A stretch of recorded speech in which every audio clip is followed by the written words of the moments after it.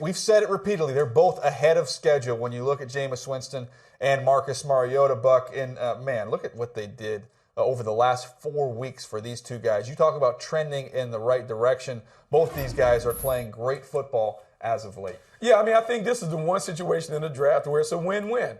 Both guys are playing well. And even though you want to divide them and debate who's the best and this and that, I think both teams should be satisfied with what they're getting. In the last 3 weeks, you see the numbers. The numbers speak for themselves. Young quarterbacks finding a way to be very, very productive and effective in their respective systems. Yeah, 7 touchdowns, 2 picks the last 3 weeks for Jameis, 6 touchdowns, 3 picks for Marcus Mariota. We'll get to what Jameis Winston did on the field in just a second, but I don't know if you had a chance to hear this, what he said after the game in the post-game presser.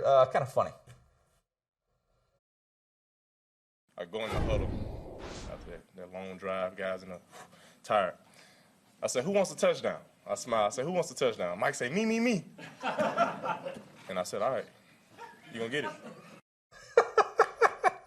That's the hey, if you got to speak up in the huddle, man, your quarterback says who wants it, you can be first in line. You know, I think it kind of speaks to what we knew about him coming out of Florida State. He was a charismatic leader. He was the point on the sword for that team down in Florida State. He's continued to be the guy that is the ultimate leader in Tampa. He has earned the right to be the guy that's kind of the face of the franchise, playing really well, but really inspiring a lot of confidence in his guys. And remember, this is a team that is still trying to put it together. When I look at Jameis Winston, 17-11 touchdown to interception ratio, passer rating 85.6, 5 rushing touchdowns. Now, I'm going to say this and people are going to say I'm crazy. He is playing better than the 2 previous #1 overall picks, Andrew Luck and Cam Newton. He is outplaying them in their respective first season. So when we talk about Jameis Winston and we're looking at this guy, he's a special player, and he's going to have the opportunity to do special things in Tampa because the system is right. Dirk Cutter, Lovie Smith, they surround him with playmakers, Mike Evans, Vincent Jackson, Austin Severian-Jenkins.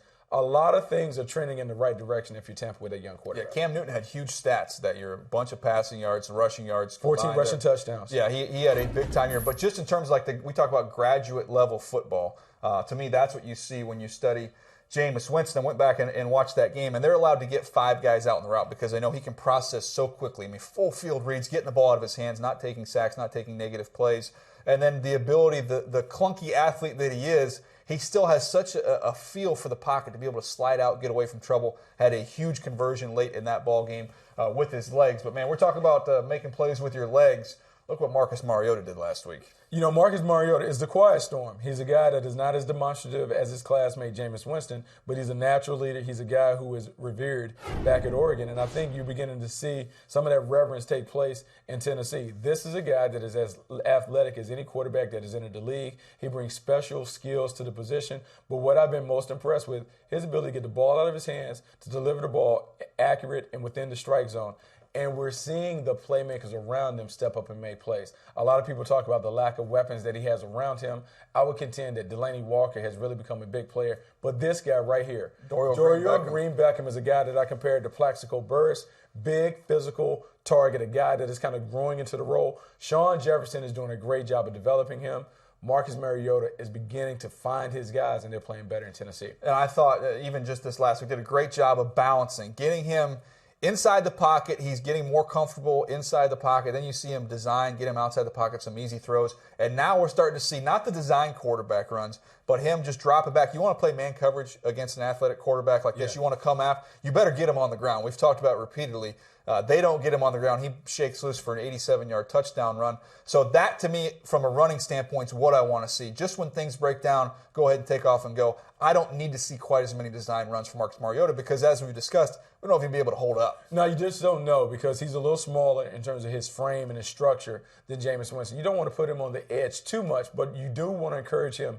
Use your athleticism, use the mobility, get out of plays, extend drives if you can with your legs. It creates a headache for the defense. Marcus Mariota is learning how to balance that, and the Tennessee Titans coaching staff is also learning how to balance when they can sprinkle in some design runs with freeing him up and allowing him to be a playmaker from the pocket and also as a scrambler. And one thing real quick before we get to some other rookies, Buck. Man, can you imagine how attractive that job is? I know they have some ownership concerns if they might sell the team, but this is a head coaching job that's going to be available. You're a young, up-and-coming coordinator. Maybe you're an Adam Gase. You have a chance to go to the Tennessee Titans and grow with this young quarterback. Man, you talk about an attractive offer. Yeah, it is a very attractive offer. Whoever they hire, whether it's Malarkey stays or if they bring in a young creative coordinator, he has to have a plan for how you're going to continue to grow and develop Marcus Mariota. Maybe Hugh Jackson could be. How do you continue to do it? Can you get him going?